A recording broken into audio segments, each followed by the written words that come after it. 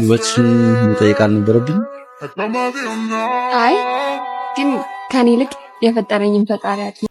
ከ30 ሚሊዮን ብር በላይ የወጣበት የአርቲስት ፍናን ንድሩ የሰርግ ስነ ስርዓት የባባ የደስታው የህልሙ ቀን ነበረች።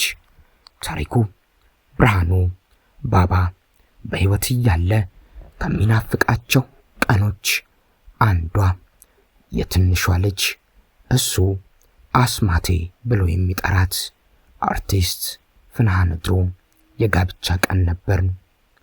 በሱ ባለው ይታየው ማሬ ማሬ ሙዚቃ ትውውቁን መሰረቱን ያደረገው የፍቅር ግንኙነት ዛሬ በረብጣ ሚሊዮኖች በወጡበት የሰርግ ስነ ስርዓት ደምቋል። ታዲያ ባባ ይህንን ቀን እጅግ ይናፍቀው ነበር። እሷን ቆሞ መዳር ምኞቱ ነበር። እንዴት እንደሚጨፍር ጭምር ተለማምዷል። እቅድ አውጥቷል። ለፍናን ሰርግማ ጉድ ነው ይልም ነበር።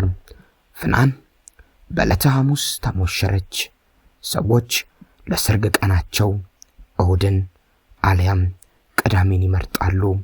መልሳቸውን ማክሰኞ፣ ቅልቅላቸውን ሐሙስ ሲያደርጉ እሷ ግን በዕለተ ሐሙስ ከልጅነት ፍቅረኛዋ ጋር ድል ባለና በርካታ ሚሊዮኖች በፈሰሱበት ስነ ስርዓት ተሞሸረች። ለፍናንም ለታሪኩ ብርሃኑ ባባም ቅርብ የሆነው የፊልም ዳይሬክተሩ በረከት ወረደ ማያ ከባባ ጋር የፍናንን ሰርግ እንዴት ይጠብቁት እንደነበር ያንን ትውስታ አጋራ። ባባዬ ዛሬ ያስማቴ የሰርግ ቀን እኮ ነው። ትዝ አለ እንዴት የምንመኘው ቀን እንደነበር፣ ለሰርጓ እንዴት እንደምንጨፍር ደስታችንን ስናወራ ታስታውሳለ። የታለ አንሄድም ታዲያ? ደግሞ ብታይ ፍቅርን እኮ ነው የምታገባው። አላኮራችህም? ዝም አትበለኛ። ነገሩ አሁንማ አንተ ጭራሽ ነፂም መጥቶልሃል። አትሰማኝም አይደል? ድሮም ከነፂ ጋር ስትገናኙ አትላቀቁም፣ መሳቅ ብቻ ነበር። ብቻ ወንድሞችሽ ትንሿ እህታችሁ ዛሬ የሰርግ ቀን ነው። ደሞስ ሰርግና ሞት እንደሚባል የለ። እናንተም በጣም ደስ እንደሚላችሁ ስለማውቅ ነው።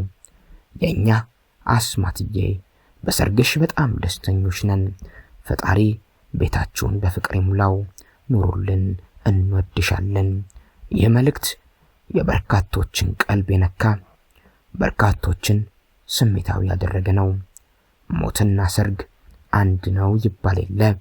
በአንድ ሳምንት ውስጥ ሁለት አርቲስቶች በተለያየ ዓለም ውስጥ ተገኙ። አንዱ ጋር ደስታ፣ ሌላው ጋር ሐዘን።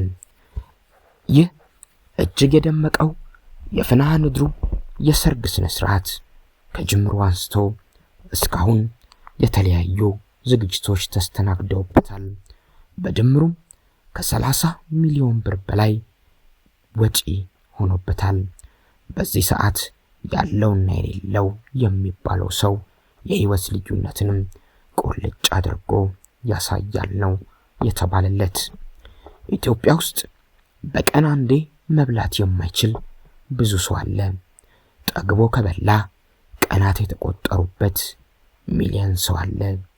100 ብር ለሱ እንደ ብዙ ሺህ ብሮች የሆኑበት በርካታ ሰው አለ።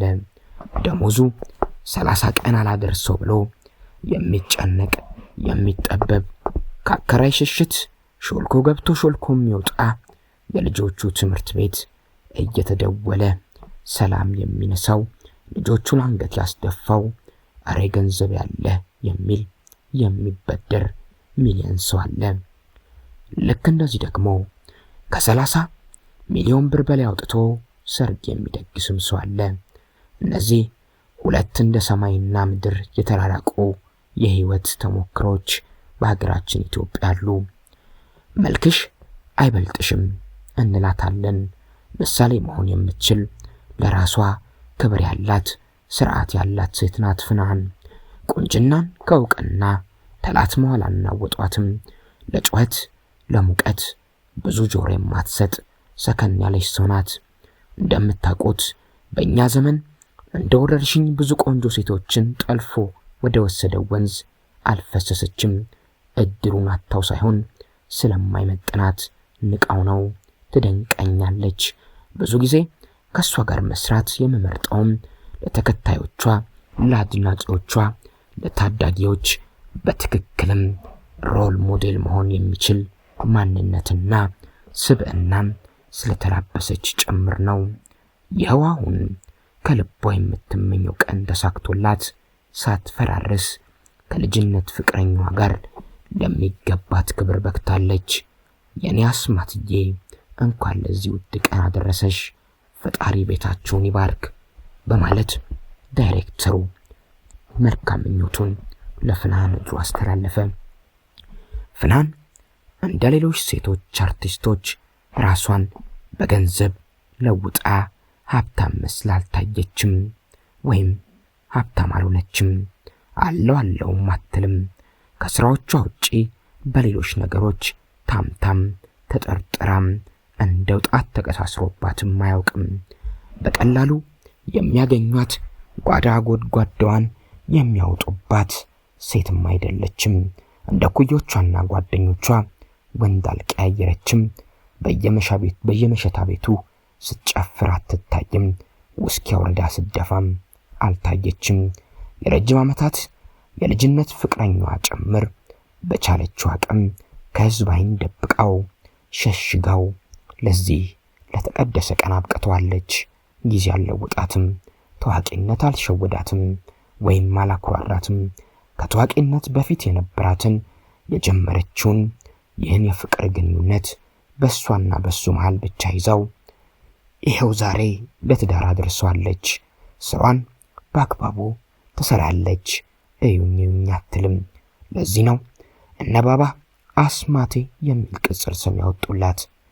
ለዚህም ነው የትዳሯ ቀን ይናፍቁላት የነበረው። ራሷን ታውቃለች። በልጅነቷ የበሰለች ናት። አብሯት የነበረው አሁን ያገባችው ሰው የበለጠ አብስሏታል፣ ተንከባክባቷል፣ ፍቅርም ሰጥቷታል። በሱ ባለው ይታዩ ማሬ ማሬ ዘፈን ትውውቅ ያደረገው የሁለቱ ጥንዶች የፍቅር ህይወት ዓመታትን ዘልቆ አሁን ለጋብቻ ፍሬ በክቷል። ሊያውም በዕለተ ሐሙስ በርካቶች ባለመዱት ቀን፣ ሊያውም ደግሞ 30 ሚሊዮን በላይ የኢትዮጵያ ብር ፈሰስ ተደርጎበት ብዙ ቀኖች ተደግሰው ብዙ ዳንኪራዎች ወጥተው ብዙ ወገቦች ተፈትሸው ብዙ እስክስታ ተመቶ ብዙ ቡጊ ቡጊ ብዙ አፍሪካ ዳንስ አረ ብዙ አርቲስቶች መስቀሩ። በእያንዳንዱ ፕሮግራም ይህ ቀን እስኪደርስ ከ30 ሚሊዮን ብር በላይ ወጪ ተደርጓል። እንኳን ደስ አላችሁ።